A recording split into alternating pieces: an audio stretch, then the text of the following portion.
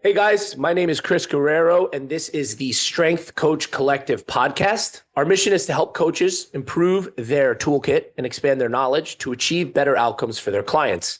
You can learn more about us at strengthcoachcollective.com or by joining our free Facebook group, Strength Coach Collective. Today, I'm joined by a friend, Pat Damiano. He's a seasoned personal trainer with 15 years in the industry. He started as a college gym trainer, then dove deep into CrossFit by the age of 19, coaching and competing while still in school. After graduating, he became the head CrossFit coach at CrossFit Westchester Pelham before shifting to full-time personal training. Over the years, Pat has evolved his approach, specializing in functional training with kettlebells, clubs, maces, and sandbags. Now, he works with clients both in person and online, helping them get stronger and move better through unconventional training methods. Pat has also amassed a massive following on Instagram of close to 400,000 followers. I'm excited to have my friend Pat on. Welcome to the show, Pat. Thanks for having me, Chris. So let's jump right in, man. Yeah. What originally drew you to kettlebell training? So there's kind of like two paths to this, or two stories of it. So realistically, I actually discovered kettlebells for the first time. I think it was 2006. So a really long time ago. Actually, I finally discovered, after being asked that question many times, I realized it was the movie 300 came out. And I was like, what the fuck did these guys do? Yeah. And then came across, that was like CrossFit's birth without realizing it.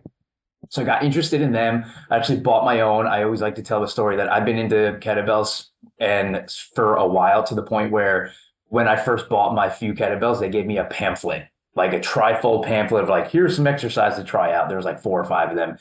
So then that got me into them a little bit. They were just different. I've always been attracted to some different forms of fitness. They were always kind of part of the mix, getting into CrossFit, doing some functional bodybuilding stuff.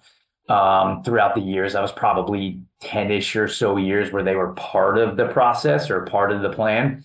And then when I started jujitsu, that's when I really dove a little bit more aggressively into, I'm going to make these a much larger part of my training and a little bit more of a staple as opposed to a supplement. And that's when that's when I became like a kettlebell guy as opposed to a guy who just kind of used them. So I discovered them, almost 20 years ago at this point, and got interested in them, but they really became the main tool probably 5 years ago, primarily from, or like 3 to 4 years ago, primarily from jujitsu, and then just enjoying them. Awesome. So, and I mean, I've known you for a while. Yeah. I saw your CrossFit journey. You were actually a very high level weightlifter, Olympic weightlifter. How would you say your philosophy has evolved over the years? Because you've been in so many different facets of training. I mean, when I met you, you were like 18 or 19. You're Yep. now you're married. You have run a really successful business. How would you say your philosophy with training has evolved over the years? So it's funny now that as I really look back on it, I think the philosophy itself has kind of been not the same, but very similar throughout the years.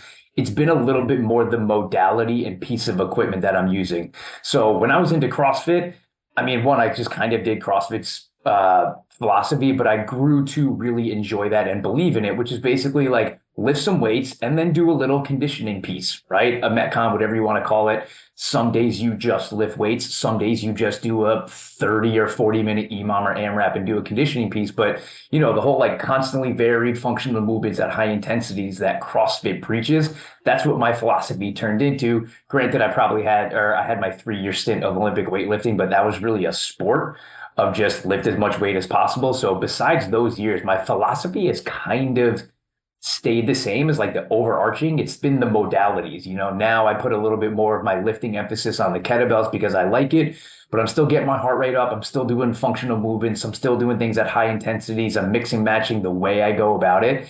But the philosophy has changed, has kind of stayed the same, which is pretty interesting now that I think about it. I would say the one shift would be as I've gotten older and just have a little bit more wear and tear on my body is I'm not lifting as aggressively as heavy, and the setting PRs is definitely not as high on the list of things I want to do. But overall, the overarching philosophy has actually kind of stayed the same. It's just what piece of equipment do I use to go about it? So you've obviously seen CrossFit evolve over the years. I mean, you saw in the gym when I was training competitively, the ethos behind CrossFit, like the original old school CrossFit, where there was like you said, constantly varied high intensity functional movements, where you might have like a strength day and then a skill day, some conditioning. Speak to me a little bit about that and kind of how you utilize that philosophy to keep things well-rounded, interesting when programming your own workouts, and those for other people still using CrossFit like Greg Glassman's original ethos, and not necessarily this CrossFit Games approach where it's like 4 hours of training a day. Yeah, I think CrossFit did a really good job of a couple things, and that was one, blending a bunch of different modalities together, but then also keeping things interesting. I've never been a super data-driven person where I'm like, okay, I did 5 sets of 10 bench press on Monday with 50-pound dumbbells. I need to do 55s the next week, and I need to do 60s the next week. And I've never taken a super analytical approach to things, which is why I think CrossFit got really interesting for me, is they kept things different. So like they kept things different enough to where you could still measure some stuff, because at the end of the day, we need to be tracking progress in something, but we don't need to track progress. I personally don't think you need to track progress on every single lift, every single rep, and everything that you do. So I think CrossFit did a good job of kind of blending those two together of, here are some things that we're going to track, but we're going to do a pretty intense workout that, you might not do again for 6 months or ever again.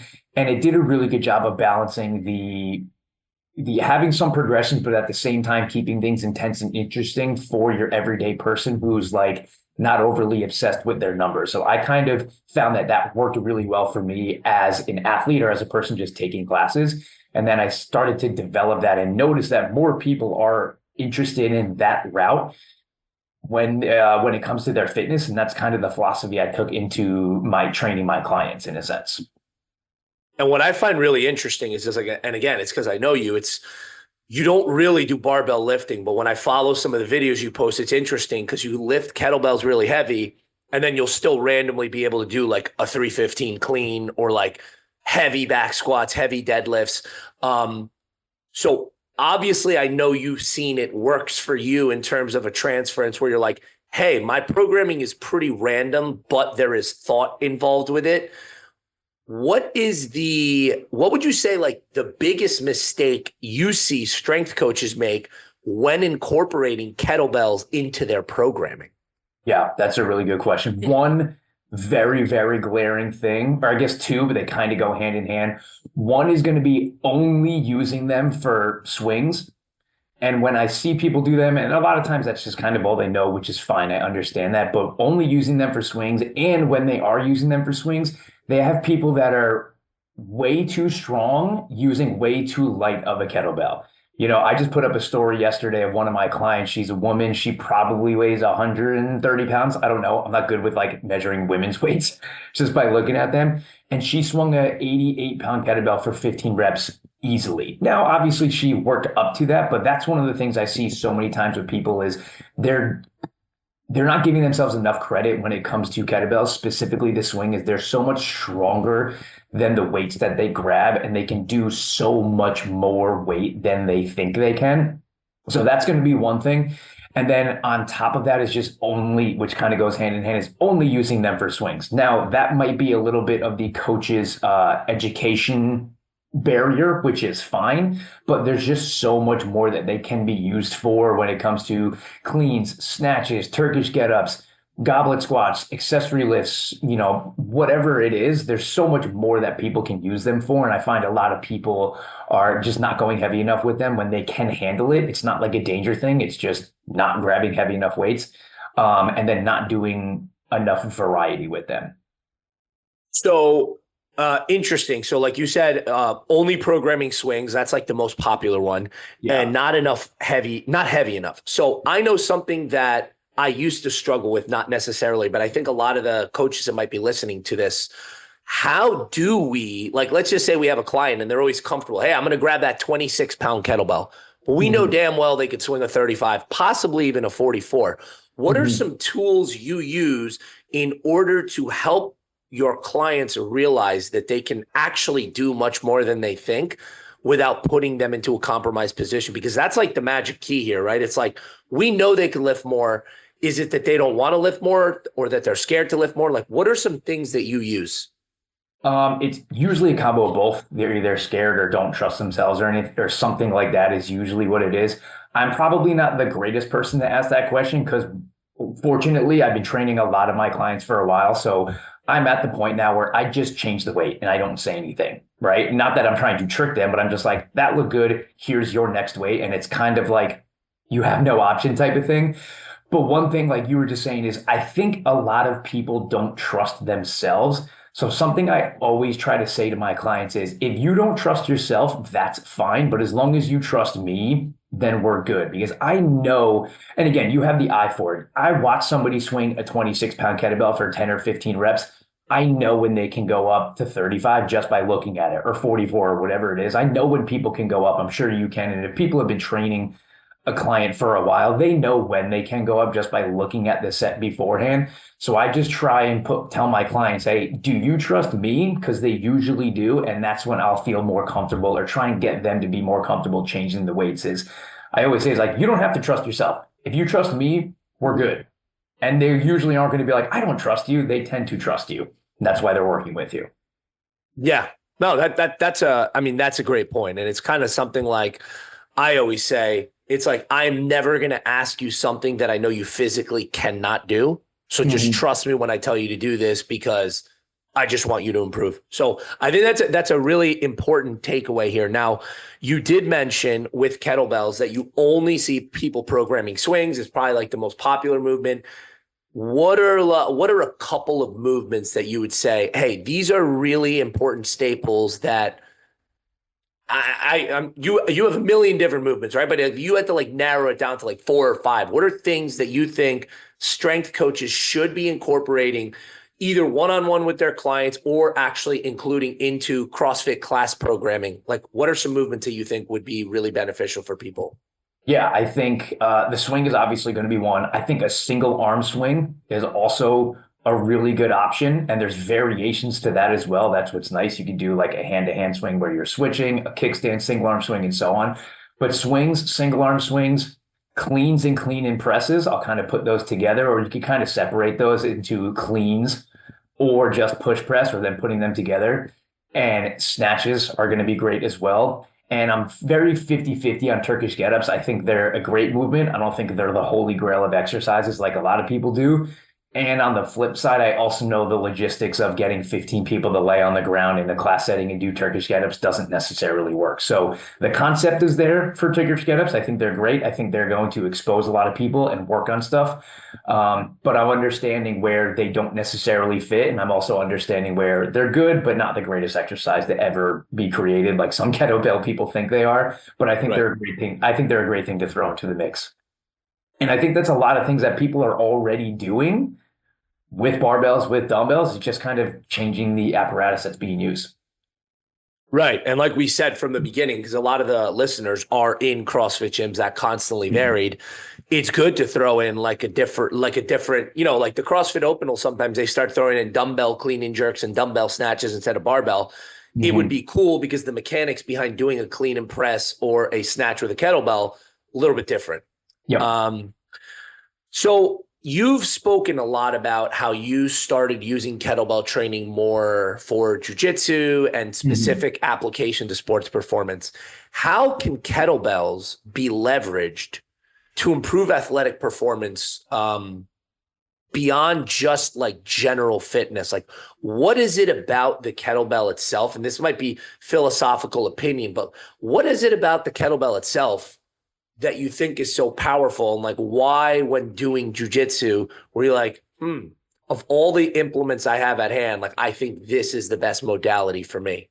Yeah. So there's two things that tend to go with this question, and they are a little philosophical specific towards me, I guess you could say. The first one is, it's not specifically the kettlebell, but it's the way people tend to train when using kettlebells. If I gave somebody a set of dumbbells and said, go work out, they're probably going to do curls and a little bit more of a traditional bodybuilding style of workout. And if I gave somebody a set of kettlebells and said, go work out, they'll probably start doing Turkish get-ups and windmills and clean and presses and snatches and swings. But that doesn't mean that those things can't kind of cross over a little bit. You can do clean and presses and windmills and Turkish get-ups with dumbbells. You can do curls. It doesn't really work well, but technically you can do curls and a bodybuilding type of split with kettlebells. It's just the way that things tend to happen. So the nature of using kettlebells tends to lead people towards a little bit more of a full body, functional mobility, moving in different planes of motion approach. Now we get specific to the kettlebells. There's usually, when you have the ballistic movements, the swings are things that don't really transfer to dumbbells. So you get that hip explosiveness that is super important in jiu-jitsu. You're going to get a ton more grip strength as well. So that's why I think kettlebells are so great. But it's one of those things where, technically speaking, you could do a lot of that stuff with dumbbells. It's just the route people tend to take. The other thing that I've noticed about myself that kettlebells help a lot with when it comes to managing something else, meaning like another physical activity. This could be running, you play sports, jiu-jitsu or whatever, is they're way less taxing. I personally like to lift heavy. I like to push myself. If I want to do 5 sets of 3 snatches really heavy with a barbell, the amount of weight that that's going to take to make it difficult, I'm going to be crushed. And it's going to take me a while. If I do sets of 3 heavy snatches, 3 on one side, 3 on the other with a kettlebell, I'm still going to get the same difficulty level, but it's going to be way less on my body, which allows me to then go feel slightly more fresh going into jiu-jitsu or my running or something like that. So it's a combination of the way they tend to make people train, which is a little bit friendlier to a sport.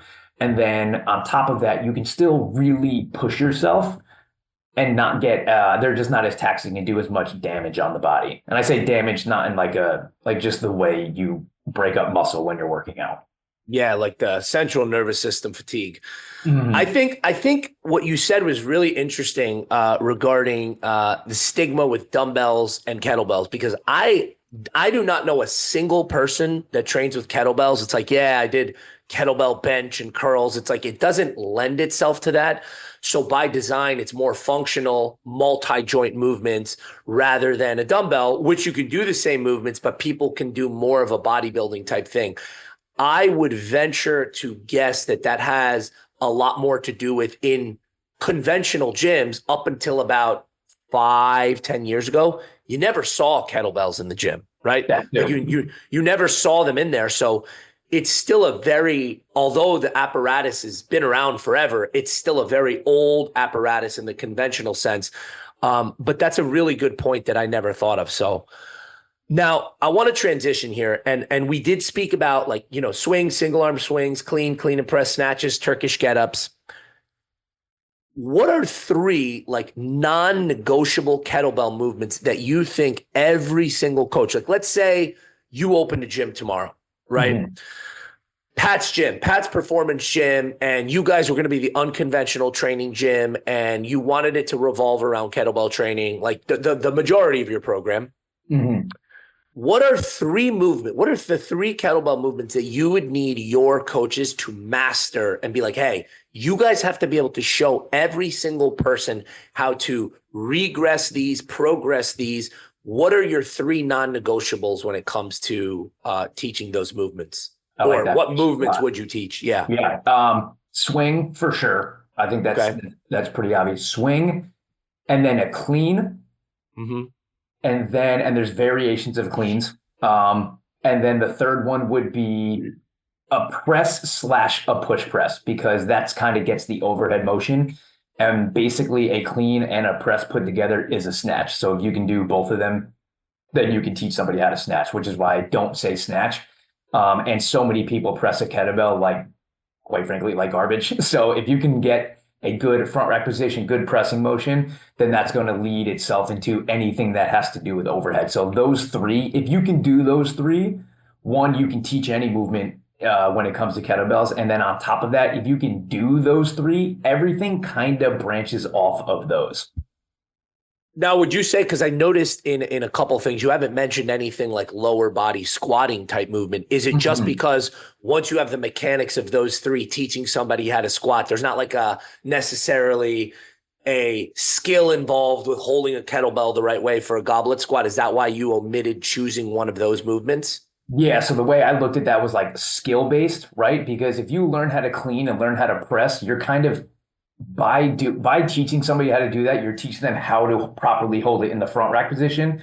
So if somebody knows how to hold the kettlebell properly in the front rack position, they can do a single arm squat, a single arm lunge, or something like that. That's why I say everything kind of branches, in my opinion, branches off of those three movements. Whereas if you can do those, you can do everything else. And you know, the skill of teaching a single arm kettlebell front squat really lies in holding it properly in the front rack position, or goblet squat, like an example you just used. Right. So it's just more the practicality of like those three encompass all the skills for the most part that you would want to see your coaches be able to perform and show athletes. Yeah. Speaking of which now, I want to transition here. So I know you have an app, you have an online program where you have, what is it, a couple hundred subscribers that use it? 750 at this point, but yeah. So 750. So obviously I would assume you have all different levels. So this is going to be a great question, might be a little nuanced. So how do you approach programming kettlebells differently for a beginner versus an advanced athlete? So on the app specifically, I do have a beginner program. So I have the beginner program, and then like the main programs like intermediate to advanced.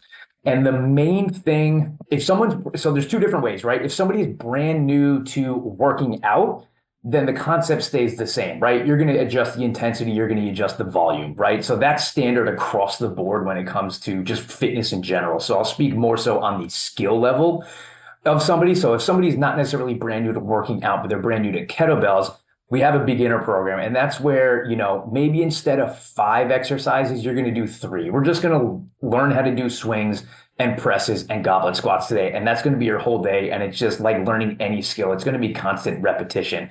And that's where like having actual tutorial videos is really beneficial. So if somebody signs up to my program and they're like, I've never used a kettlebell, they start in the beginner program. It's 8 weeks long. And I tell them, stay on this as long as you need to feel comfortable doing swings, clean, snatch, and Turkish get-ups. So that could be 3 weeks. It could be 8, 16, 32, whatever. They have that time. And I have 15-minute follow-along videos where I'm teaching them from the ground up how to do those 4 main exercises. And then they get in some basic exercises as well, just so they're like actually completing a workout. And then once they feel comfortable, or if they felt comfortable coming in, that's where they go into the more intermediate or advanced program. And then from there, it's with that many people, it's kind of the same concept as CrossFit, where it's like you have your overall workout and then you throw in little notes and let people know, all right, if this was too hard, you're going to do A. If this was too easy, you're going to do B, and so on and so forth. And just kind of throwing in little tidbits in there for people to have a little autonomy to change the workout for what they need. So would you say formatting for our brick and mortar locations here, that if you were doing more kettlebell training, it would be very similar? If there's a beginner that comes in, they might start with some personal training or one-on-one, like on-ramp onboarding to help them get up to speed. And then as they get into a group class or the more advanced program, it's just going to be mitigating and manipulating, changing variables, load, intensity, volume, movement selection, or progressing or regressing movements just based on where they're at. That doesn't really change much, it sounds like, with what you're doing. Yeah, essentially. Okay, cool. I think this is a softball question for you. Like, I'm lobbing it up for you because I know you always talk about this. So I think, and I know from my own experience of doing this for 15 years, one of the biggest, if not the biggest issue that clients have is time. And I hate when people are like, oh, we all have the same 24 hours in the day. Like, we do have 24 hours, but people have different levels of responsibility. So many strength coaches work with clients who have limited time. How can kettlebells be used efficiently for strength, power, and conditioning in shorter sessions? Yeah. So, I mean, that's basically my whole philosophy. And it's part of the reason I like them and why I think so many people are doing well and on my program with them is they hit on all of those things again, if used a specific way, this kind of goes back to it's not super specific to the kettlebell, but it tends to be the way that they are used. They allow you to hit a little bit of everything at the same time. And I always say is if you want to be the strongest person in the world, you probably shouldn't use kettlebells. If you want to be able to go run a 3 hour marathon and be super conditioned, they're probably not for you. But for most people who are looking to get in a little bit of everything, I don't think there is anything better. And I genuinely believe that because you're going to be getting, with just the nature of the movements, you're going to be hitting your entire body basically every workout. So you don't have to split anything up, which takes less time. And then on top of it, you're going to be getting strong and your heart rate's going to be getting up. And depending on the exercises you're doing, you're going to be getting your mobility in, which, as you know, is just strength and deep ranges of motion. So being able to do all three of those things with just a couple pieces of equipment, so a couple of kettlebells, is what they are so great at.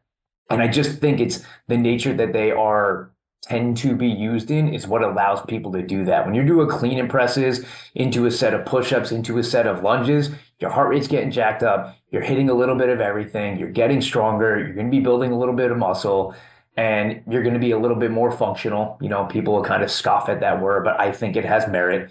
And it just allows you using them in a specific way to touch on everything at the same time, which is what most people are kind of looking to do. And that tends to be the argument. It's cool. They're not great at anything. It's like, yeah, most people aren't looking to be great at anything. They just want to be good at a bunch of stuff, and they're okay with that. And that, I mean, and that's it's funny because again, that's the ethos of like original CrossFit is like being pretty good at everything, not being a specialist in anything, and this allows you to just be like, I know people that take their kettlebell training seriously. They generally tend to be pretty strong, pretty well conditioned. They're not the strongest, they're not the most well conditioned, but they're very good at everything. Mm-hmm. And it kind of preserves that athleticism. So I want to transition now into the last portion here, which is more about like career and business growth for the coaches in the group. So for coaches who want to deepen their understanding of kettlebell training, what resources or certifications do you recommend?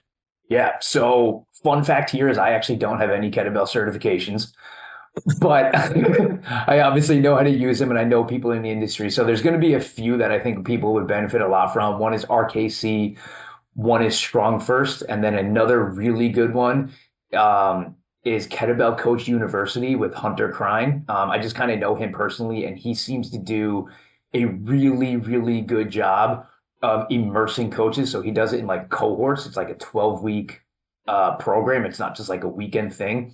And he does a really good job of program breakdown, technique breakdown. And he has the right level that I think is good for like, hey, you also need to be able to do this yourself. So that's something you see in the kettlebell world is like, you know, you go to a certification, you kind of have to pass and not pass like just like a written test. Is you have to go snatch a kettlebell X amount of times to be worthy of teaching people, which people will argue with, but I think it's a pretty good concept. But yeah, those three I think would be a great route for anybody who wants to learn a little bit more about them. Yeah, Strong First is one. I mean, I've heard of RKC and Strong First. I'm a fan of Strong First just because I'm a fan of Pavel Tsutsouline, and I know that when you go to those certifications, there is a lot of output that has to be done. You have to pass certain physical tests. And while I agree with you, you don't necessarily have to be the most physically gifted person in order to teach someone how to do things. I do like the whole ethos of practicing what you preach. Mm-hmm. Now, I know you said a lot of what you've done is self-taught. Would you ever at any point consider going to any of these certifications to just expand your wealth of knowledge or just network with more people within the community?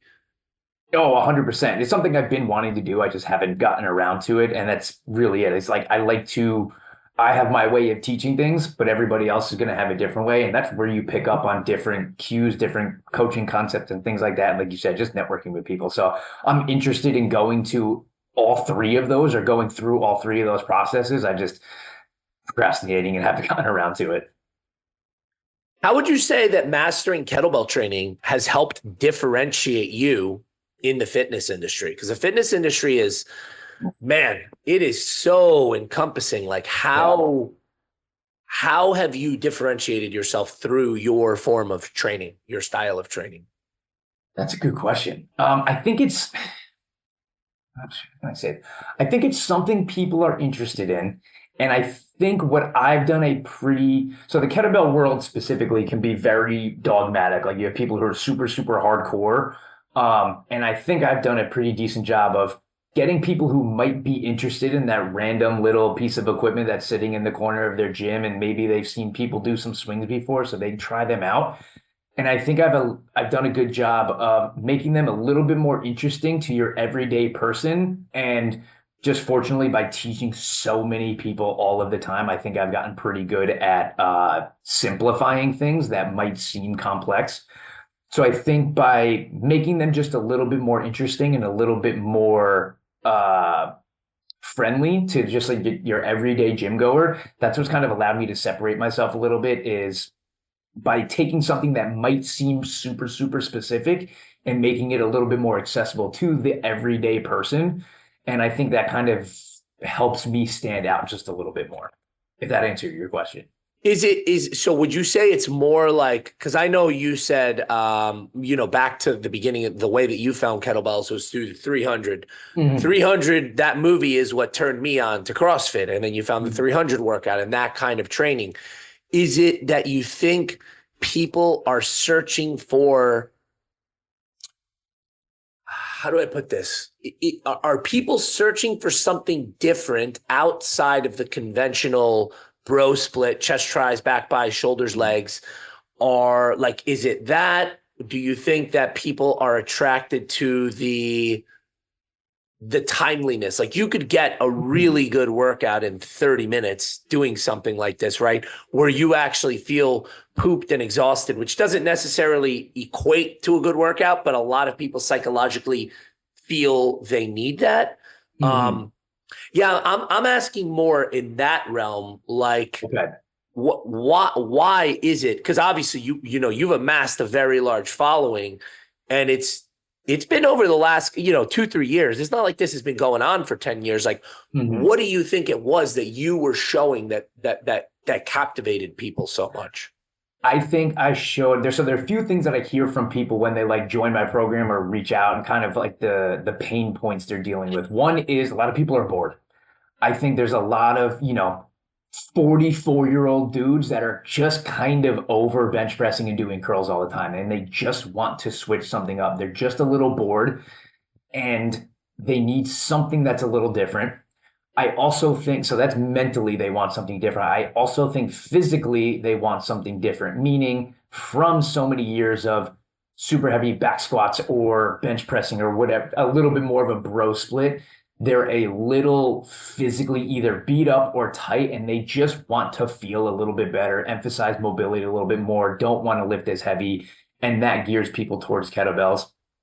And then the other thing that I hear a lot is, like you said, is the time thing. I have a lot of people who just have like 3 or 4 kettlebells and they're in their living room, and they're in their living room because they can't go to the gym because they just had their first kid, or they have 3 kids and they really only have 30 minutes to get a workout in the morning, and going to the gym isn't possible. And they can't fit a 7-foot barbell and a bunch of plates in their living room. So kettlebells are a really good choice for them. So I think it's those 3 things is, like you said, we don't all have the same 24 hours in the day, and people are totally fine and need quick 30-minute workout that's going to hit on everything. They want to mentally switch things up, and they want to physically switch things up. Those are the 3 main things. Nice. People. So how can gyms or coaches more specifically like start adding in more kettlebell training? Like what's like 1 or 2 practical things that they could do without changing their whole ethos? Like, like think of like my gym, right? Like, let's just say you're like, and we actually do a lot of kettlebell training. We do throw in swings and squats and presses and all sorts of kettlebell training. But let's just say we never used kettlebells. And I was like, hey, Pat, I'm going to order a bunch of kettlebells. Like, what is one way, simple way that we could start to incorporate them more in a practical way and get buy-in from our clients? Yeah, I would say just sub them in. And this is something I tell people to do on their own as well. Sub them in for something you're already doing consistently, right? So just I think most people listening to this are in the CrossFit-ish type of space or that type of gym. If you have barbell push press in your workout, like a Metcon, not necessarily a strength. Let's say you have a Metcon that's like sit-ups, barbell push press, and rowing. Just swap out the barbell push press for kettlebell push press for a day, just to start to get them into the rotation or into the mix. And you're kind of doing something you already know how to do, just with a slightly different implement or different piece of equipment. I think that's the best way to just get started if you're almost never using them, is just add them in. So my the way I started with kettlebells or really started to hit kettlebells hard was I just took my Olympic weightlifting and turned that into kettlebells, right? Because it's kind of what they are: squat, clean and press, deadlift, snatch. Like there's so many movements that CrossFit gyms or other coaches are already programming for people that they can just easily swap into kettlebell to get a slightly different stimulus or even just to mentally switch things up. So you don't have to go crazy. You don't have to start flipping and juggling kettlebells. I would say just swap it in for a movement that you're already using consistently. And it'll make your job as the coach easier, and it'll buy in from the clients probably a little easier as well, because you're not throwing something completely new at them. It's something they're accustomed to. They're just using a different piece of equipment for it. Nice. Yeah, I think that's great. Like you said, just hey, you guys are doing barbell thrusters today, do kettlebell thrusters instead, and just Yeah. start to incorporate that and see what kind of stimulus people get. So this might be a little bit of a tangent, but what would be like a good beginner set of kettlebells, like actual physical order, if a gym or a coach wanted to start working either one-on-one or in a small semi-private group of 3 to 4 people? Like, without breaking the bank, we know kettlebells actually aren't that expensive. It's the damn shipping that's so expensive. Yeah. But like, what would be like a sample set that you would say, hey, like you could get a lot done with these? Yeah. Real quick too, and it's funny because I hear that a lot, is kettlebells are really expensive. And one, yes, it's the shipping, but I also think people say that because most people buying kettlebells have also never bought a dumbbell before. Because usually people Yeah. just use dumbbells in a gym and then they go to use kettlebells at home, like, damn, these things are expensive. It's like they're that's just what gym equipment is.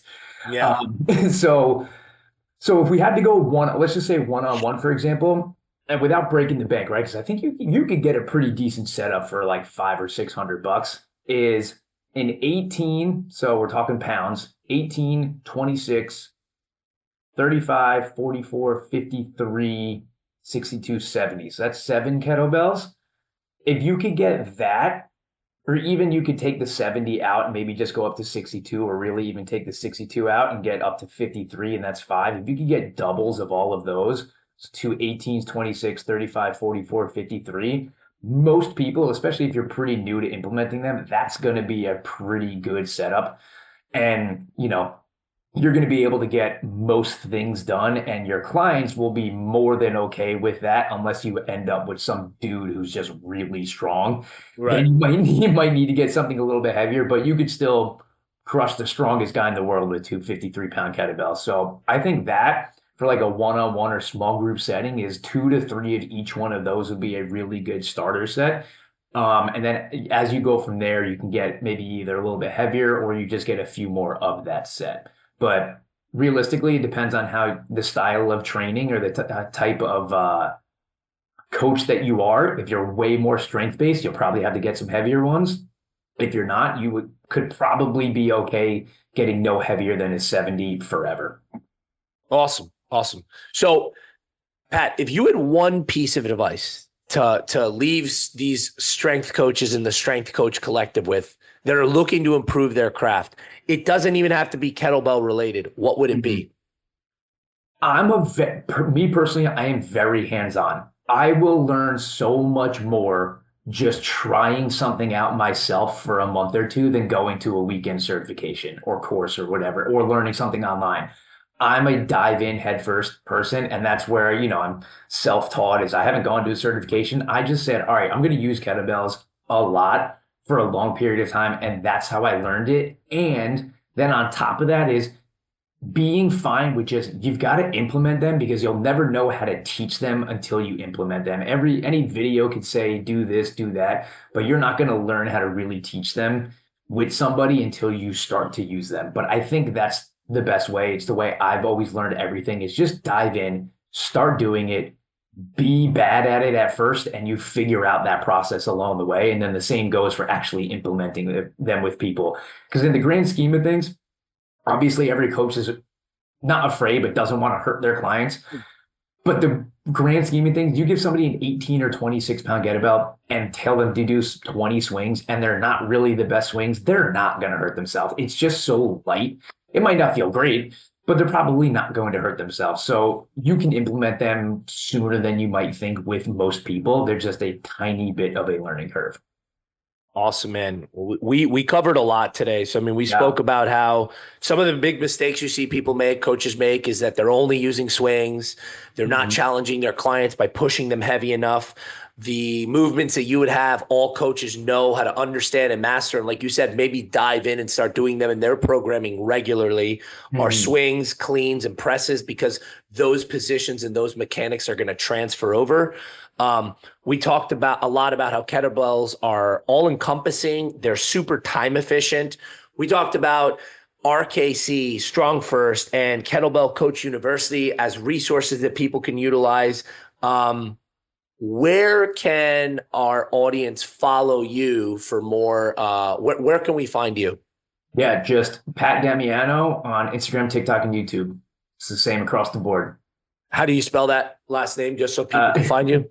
Yeah, Damiano at Damiano. So guys, I hope you enjoyed our episode with Pat. This is Chris Guerrero with the Strength Coach Collective. Again, you can find us at strengthcoachcollective.com, or you could follow us on our free Facebook group at Strength Coach Collective. We'll see you guys next time.